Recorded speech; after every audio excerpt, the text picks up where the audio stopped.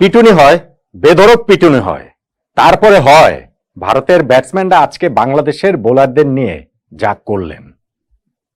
আগ্রাসী ব্যাটিং হয়, তুমুল আগ্রাসী ব্যাটিং হয়, তারপরে হয় ভারতের আজকের এমন ব্যাটিং, ছেলে খেলা করা হয়, ছিনিমিনি খেলা হয়, তারপরে হয় এই ভারতের বাংলাদেশকে নিয়ে এইরকম তুচ্ছতাচ্ছিল্য করা। তুচ্ছতাচ্ছিল্য আমি বলবো টেস্ট ক্রিকেটের ইতিহাসে সেই 1877 সাল থেকে খেলাটা চলছে, 147 বছর বয়স, এইটা 2552 নাম্বার টেস্ট। কিন্তু এই টেস্টের এই ইনিংসটাতে ভারত যেরকম ব্যাটিং করেছে সেইটা টেস্ট ক্রিকেটে প্রায় 150 বছরের 2500-এর বেশি টেস্ট ম্যাচের খুব বেশি আসলে দেখা যায়নি। শুধুই তো আর রেকর্ড বইয়ে ওই রকম ওলট পালট হয়ে যায়নি ভারতীয় ব্যাটিং তাণ্ডবের কারণে। বাংলাদেশ কি এই অবস্থাটা অ্যাভয়েড করতে পারতো না? কোন জায়গাটাতে পারতো, কোন জায়গাটাতে বাংলাদেশ আসলে এইরকম একটা অবস্থার মধ্যে পড়ে গেল?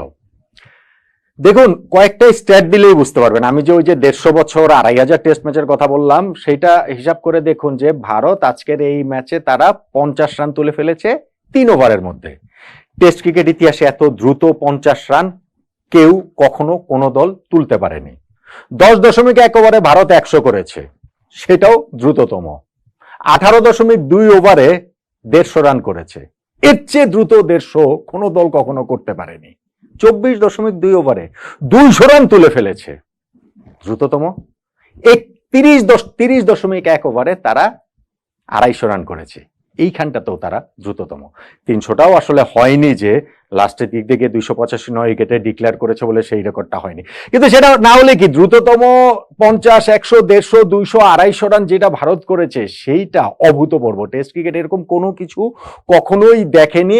34.4 ওভারে তারা 9 উইকেটে 285 রানে ইনিংস ডিক্লেয়ার করেছে। তাদের ইনিংসের রান রেট হচ্ছে গিয়ে 8.22। টেস্ট ক্রিকেট ইতিহাসে 100+ রান হয়েছে এমন ইনিংসে 8-এর উপরে রান ওভার প্রতি কোনো দল কখনোই নিতে পারেনি।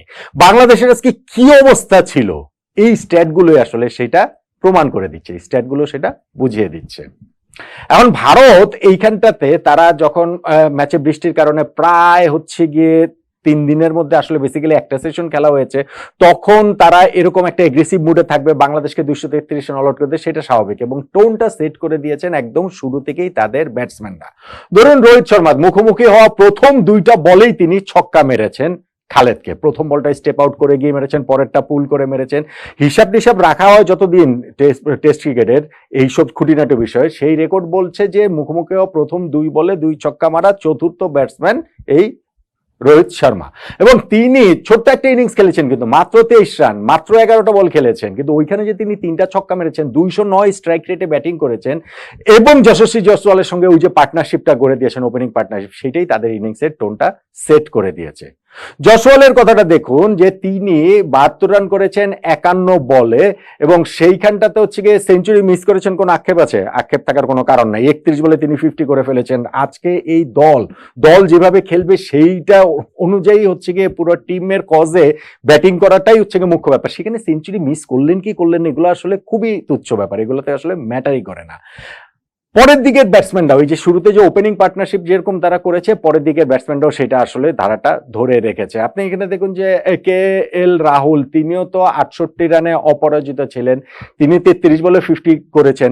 ওইখানটাতে বিরাট কোহলিও 35 বলে 47 রানে ইনিংস খেলেছেন। ইনিংসের আপনি স্ট্রাইক রেট গুলা দেখুন, রোহিত শর্মা 200+ স্ট্রাইক রেট, এখানে KL রাহুলের 158 স্ট্রাইক রেট, 141 স্ট্রাইক রেট হচ্ছে গিয়ে যশস্বী জয়সওয়ালের, বিরাট কোহলির স্ট্রাইক রেট হচ্ছে 134।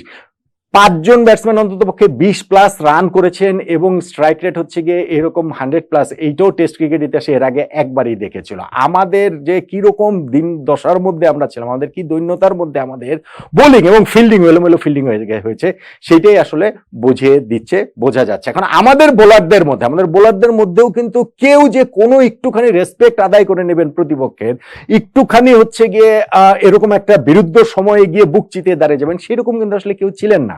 কেউ কিন্তু সেটা করতে পারেননি। হ্যাঁ, এখন আপনি বলতে পারেন সাকিব 4 উইকেট নিয়েছেন, মেহেদী হাসান মিরাজ 4 উইকেট নিয়েছেন, কিন্তু আমি বললাম যে এই যে ভারত যেই আলট্রা এগ্রেসিভ মুডে যে ব্যাটিং করেছে সেইটার কোনো অ্যান্সার কি কারো কাছে ছিল, আমাদের কোনো বোলারের কাছে ছিল? সেটা কিন্তু ছিল না। এবং আমি বলি যে শুরু থেকেই তারা যেইভাবে যেই এগ্রেশনটা দেখেছে সেটা পুরো ইনিংস জুড়েই কন্টিনিউ করেছে। আমাদের ধরেন হাসান মাহমুদ, তিনি হচ্ছে 6 ওভার বোলিং করে 66 রান দিয়েছেন।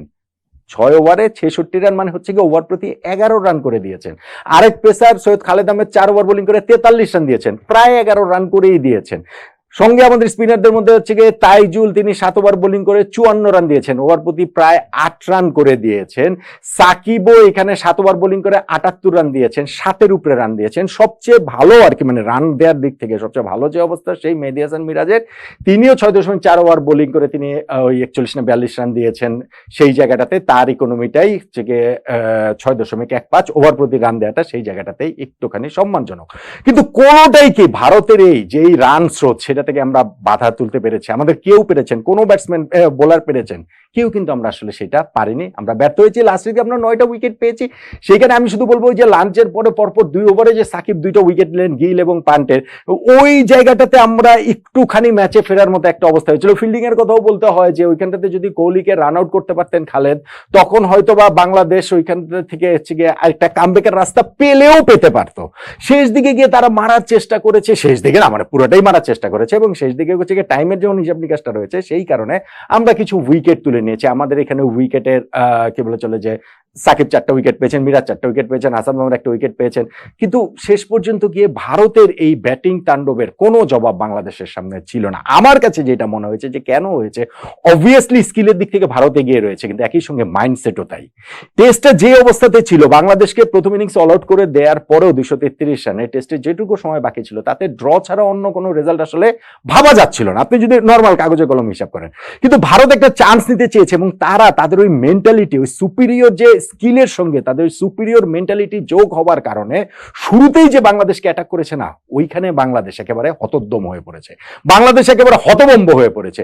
এবং যেহেতু আমাদের স্কিল সেটটা অত ভালো না, যখন আমরা মানসিকভাবে এরকম পিছিয়ে পড়বো, এরকম কোণঠাসা অবস্থায় চলে যাব, তখন ওই জায়গাটা থেকে কামব্যাক করাটা বাংলাদেশের জন্য আর সম্ভব হয়নি। কিন্তু যেটা বললাম, আপনি যেভাবেই দেখেন না কেন, যেটা ভিডিও গেমসের মতো মনে হয়েছে, যেই ব্যাটিং ভারত করেছে সেইটাকে আপনার পুরোটাই হাইলাইটস মনে হয়েছে, সেইটাকে টি20 মনে হয়েছে।